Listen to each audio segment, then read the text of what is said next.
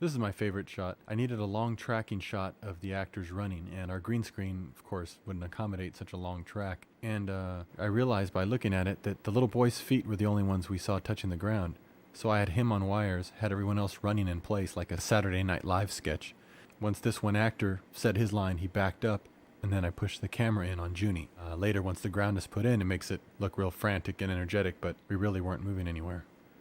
For these kind of shots of Grandpa pulling up in his car and then standing up, towering over the camera, Ricardo really is in a wheelchair in real life, so instead of him coming towards us, we just sat him in his wheelchair and we pushed the camera to him.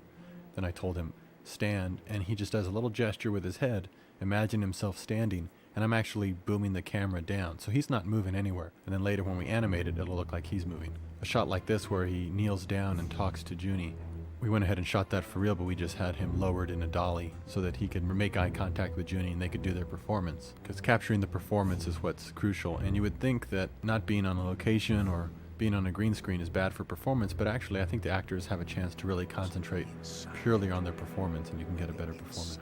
I feel like this. Since we shot Ricardo much earlier, before I even had any sets built, I had to just shoot him against green and get the background later. This came in handy for all the other actors as well because we're shooting all the actors at different times, and I really wanted a big cast, but I didn't have a long shooting schedule and we couldn't accommodate everyone's schedule. So as you see, someone like Steve Buscemi never met Bill Paxton, yet they're holding hands in this last scene.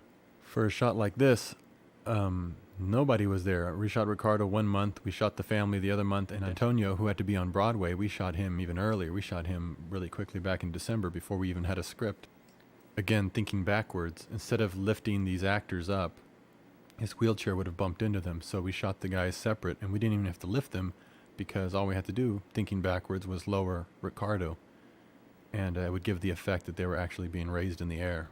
Just changing perspectives allows you to give something a less static feel later when you put in the effects.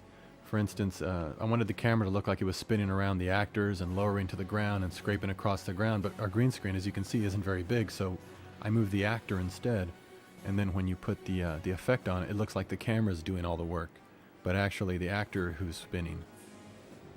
It's almost hard to explain to the studio why I want to use less money, but I hope we're expressing how much fun this is. Not having the money you need, not having the resources necessary is the ultimate gift you could give your creativity, because you and your crew are forced to think of ways around the challenges, and you feel more creative for it. And it becomes much more like shooting an independent film, where you can change the shot or adjust the shot as you're doing it. I also try to make shots look continuous by connecting different takes. So a shot like this where he gets put inside the suit maker, I just changed the angles and got him already dressed up in a suit. And then in the edit, I crunch him with a machine, and then digitally make it look like the camera moved, and then there he is all dressed up. But really, it's very just a simple 2 shots. Here's some fun with green screen. Again, we don't have a big enough green screen for him to do this long tracking shot towards the green.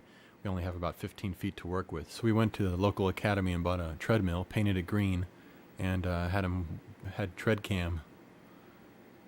So if we were doing a tracking shot like this, all he had to do was step off the treadmill whenever he wanted to stop, and that became his walk and stop.